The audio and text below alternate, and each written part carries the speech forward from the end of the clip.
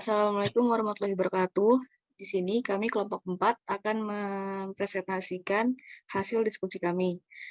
Kelompok 4 beranggotakan 7 orang. Yang pertama ada saya sendiri, Hasya Zakia Yudianto dengan nomor NIM akhir 018. Kemudian saya Amelia Sanggraini dengan nomor NIM akhir 009.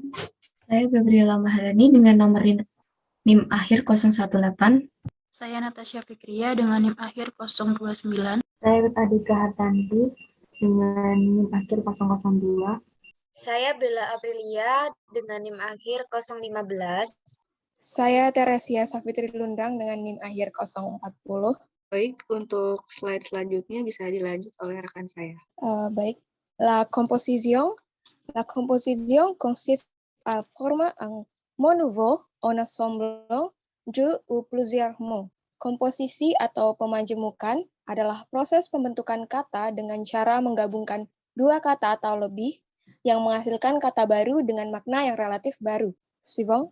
Penggabungan kata yang menghasilkan kata majemuk ini dapat dilakukan dengan 3 cara, yaitu yang pertama dengan menggabungkan dua kata menjadi satu kata, seperti pada contoh kata milpat. Milpat sendiri berarti lipan, disusun dari kata adjektiva mil yang berarti 1000 dan nomina pat yang berarti kaki hewan. Dan kata pourboire yang berarti tip, pour sendiri adalah preposisi untuk dan boire adalah verba berarti minum. Selanjutnya, dengan menggabungkan dua atau beberapa kata menjadi satu kata menggunakan garis penghubung, seperti pada contoh kata servolong yang berarti layang-layang, dibentuk dari nomina serv dan volong. Serv sendiri adalah rusa dan volong adalah roda kemudi atau steering wheel. Dan savoir vivre yang merupakan sebuah slogan dalam bahasa Prancis yang berarti kualitas hidup seseorang dilihat dari bagaimana cara mereka menjalani hidup. Savoir vivre ini terbentuk dari dua verba, yaitu savoir yang berarti untuk mengetahui dan vivre yang berarti untuk hidup. Dan yang terakhir yaitu menggabungkan dua atau beberapa kata menjadi satu kata dan dituliskan dengan cara terpisah.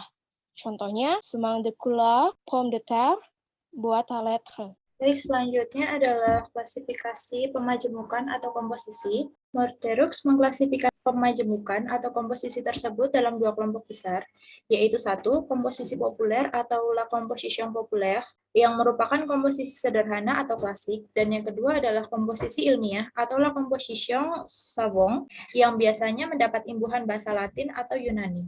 Komposisi populer atau la composition populaire.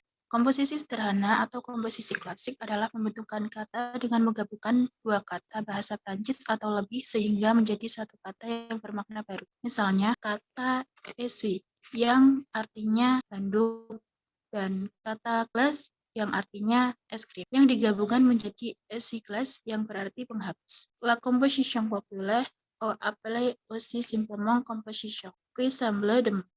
Komposisi populer juga disebut komposisi sederhana yang menyusun kata-kata. Selanjutnya yaitu pembentukan kata dengan cara komposisi. Yang pertama yaitu nomina pronomina. Contohnya porte verde. Selanjutnya yaitu nomina plus adjektiva atau adjektiva nomina. Contohnya grand magasin. Selanjutnya yaitu adjektiva plus adjektiva. Contohnya blue vert. Selanjutnya yaitu verba pronomina, contohnya yaitu prendre froid.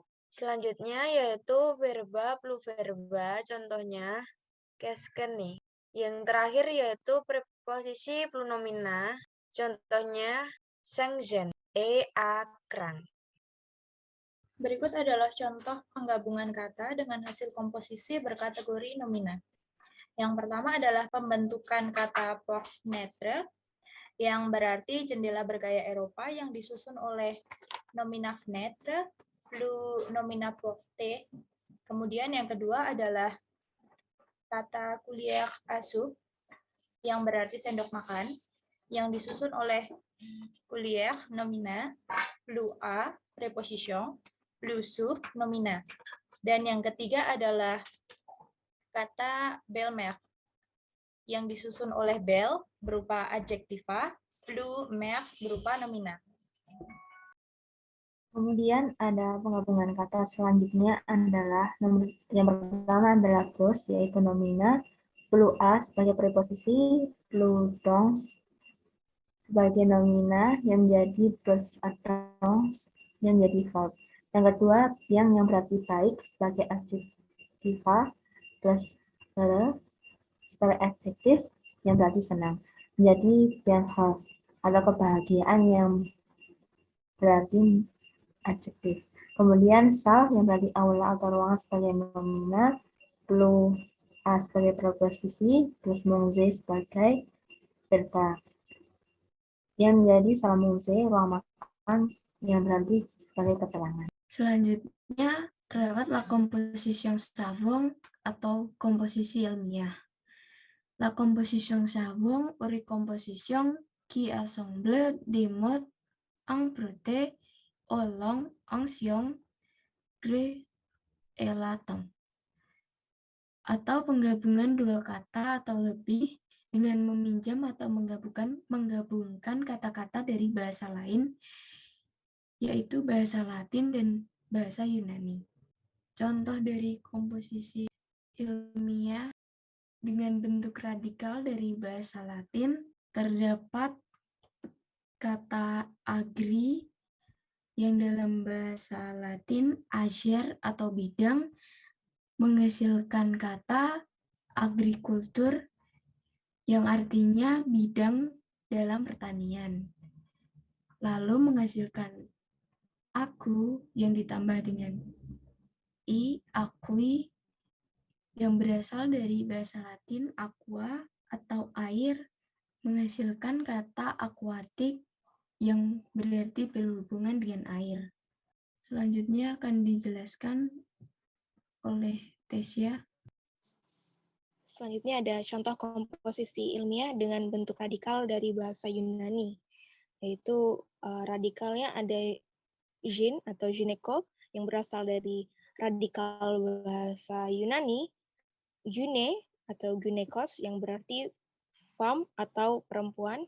Sebagai contohnya ginekologi, dan selanjutnya ada hetero yang berasal dari radikal heteros dalam bahasa Yunani yang berarti autre atau orang lain atau lebih dari dua, yang dengan contoh heterogen dan seterusnya.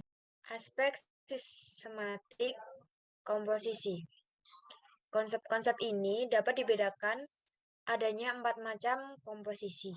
Yang pertama, komposisi yang menampung konsep-konsep yang digabungkan sederajat, sehingga membentuk komposisi yang koordinatif.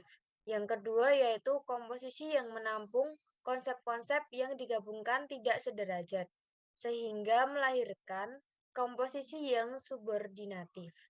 Yang ketiga yaitu komposisi yang menghasilkan istilah, yakni yang maknanya sudah pasti, sudah tertentu, meskipun bebas dari konteks kalimatnya, karena sebagai istilah hanya digunakan dalam bidang ilmu atau kegiatan tertentu.